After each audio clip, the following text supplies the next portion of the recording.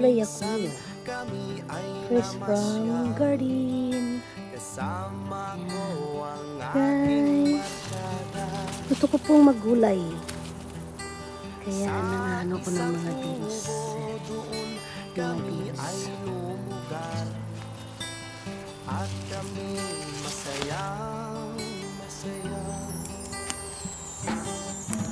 magulay po ako.